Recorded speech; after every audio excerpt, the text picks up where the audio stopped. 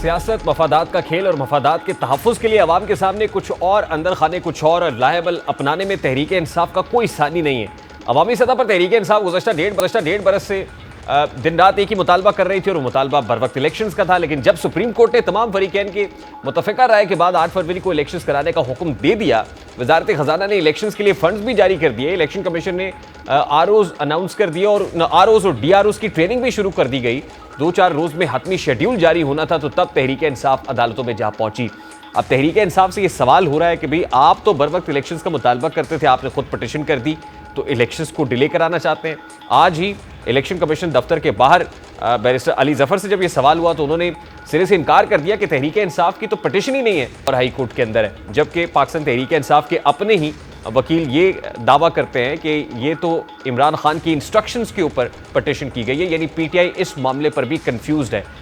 ये कंफ्यूजन कौम को कितनी भारी पड़ सकती है? क्या वाकई इससे इलेक्शंस डिले होने के चांसेस है? इस पर लीगल राय जानने की कोशिश करेंगे। माहिर कानून याया फरीद साहब ने भी ज्वाइन किया है। अस्सलाम वालेकुम याया फरीद साहब, बहुत बहुत शुक्रिया आपके वक्त के लिए। ये जो लाहौर हाई कोर्ट का इंटरिम ऑर्डर आया है आरओज और डीआरओज से मुताल्लिक, अब इसके ऊपर लार्जर बेंच प्रॉब्ली कॉन्स्टिट्यूट होगा, क्या इससे वाकई इलेक्शंस डिले हो सकते हैं? या इलेक्शन कमीशन ऑफ पाकिस्तान को जो शेड्यूल जारी करना था 54 रोज पहले का, अभी तक जारी नहीं हुआ है, क्या मजीद प्रोलॉन्ग हो जाएगा ये मामला? जी देखें, जो लाहौर हाई कोर्ट की जो जजमेंट आई है, जो ऑर्डर आया है, इंटरिम ऑर्डर है, इसके दो बड़े इंपॉर्टेंट पहलू हैं।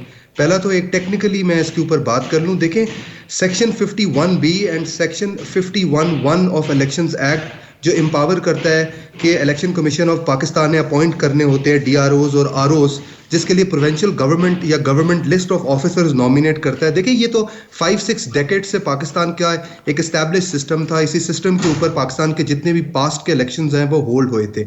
अब जब इसके वायरीज को चैलेंज किया जाता है, किसी भी कानून की वायरीज को चैलेंज किया जाता है, तो बड़ा स्ट्रिक्टो सेंस में आपने कॉन्स्टिट्यूशन के उस आर्टिकल को मेंशन करना होता है जो वायलेट हो रहा हो। ये डिडक्शंस नहीं आप कर सकते बेसिक प्रिजम्पशंस के ऊपर या स्पेकुलेशन के ऊपर। आप ये डिडक्शन नहीं कर सकते कि शायद इस रीजन की वजह से ये कॉन्स्टिट्यूशन का आर्टिकल वायलेट हो रहा हो। वायरीज जब भी चैलेंज होती हैं तो ये एक कॉन्सेप्ट है, फंडामेंटल प्रिंसिपल है कि जुडिशियल रिस्ट्रेंट शो करती है अनलेस एंड अनटिल कोई ब्लेटेंट वायलेशन ना हो रही हो। देखिए, वहां पे हुकूमती मशीनरी, इंतजामी मशीनरी के इस्तेमाल होने का तासुर है, जिसको बेस करके ये इंटरिम ऑर्डर दिखाई दे रहा है। और जो रिमार्क्स आपने कोट किए जज साहब के, जिनको लेकर उन्होंने इसको जो है वो सस्पेंड भी किया है।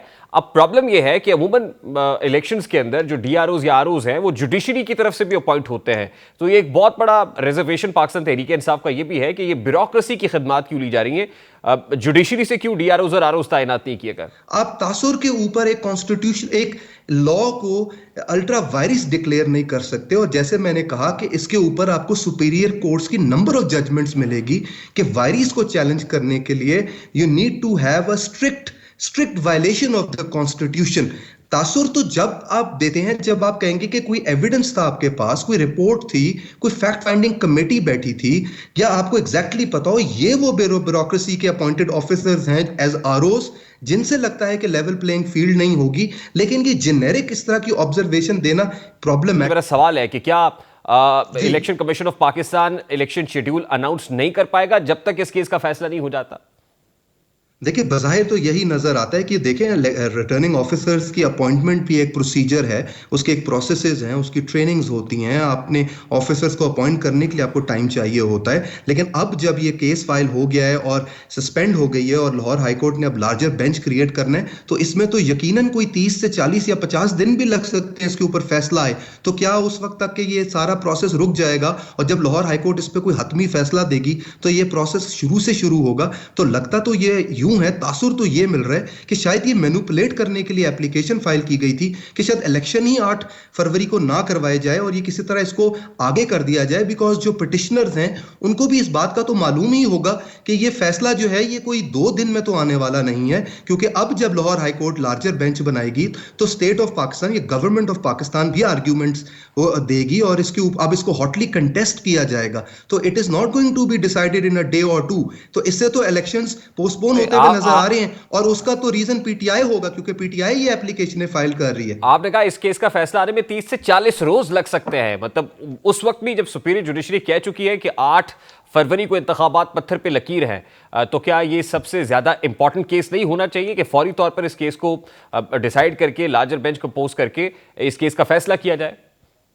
देखिए, आप फौरी तौर पे भी एक फैसला करना चाहते हो तो उसके भी तो कोई प्रोसीजर्स हैं। आप सुने बगैर, आप इस फैक्चुअल कंट्रोवर्सी को रिजॉल्व किए बगैर, आप इसके ऊपर एविडेंस लिए बगैर आप फैसला तो नहीं कर सकते ही। और इसके ऊपर तो देखें, वायरस चैलेंज हुई हुई है, कानून चैलेंज हुआ हुआ है, ऑर्डर ऑन दिस मेरा इंपॉर्टेंट बड़ा इशू, सादा सा क्योंकि सवाल है हमारे सर।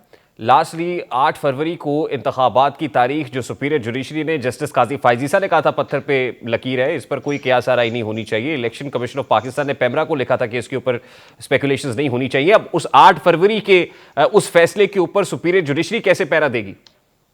देखिए, बिल्कुल मेरे ख्याल में जो लार्जर बेंच के सामने जब ये अपील, ये जब लार्जर बेंच इस केस को सुनेगा तो ज़रूर उनके सामने ये सारे जो कंस्ट्रेंट्स होंगे, स्पेशली द फैक्ट कि सुप्रीम कोर्ट जो है वो इसके ऊपर बड़ी स्ट्रॉन्ग डायरेक्शन दे चुकी है कि इलेक्शन अब टाइम में होंगे। और जस्टिस अतर मिनुल्लाह ने तो इनफैक्ट इसके ऊपर बहुत ही स्ट्रॉन्ग रिमार्क्स दिए कि जो डिले भी आई है, लेकिन इसलिए लाहौर हाईकोर्ट को फैसला करना पड़ेगा और जुडिशरी को इस तरह की फैक्चुअल कंट्रोवर्सीज के ऊपर डिडक्शंस क्रिएट करके कानून को स्ट्राइक डाउन नहीं कर देना चाहिए। कानून पार्लियामेंट बनाती है, अनलेस एंड अनटिल आप शो कर दे कि ये कानून ही जो है वायलेट कर रहे कॉन्स्टिट्यूशन को।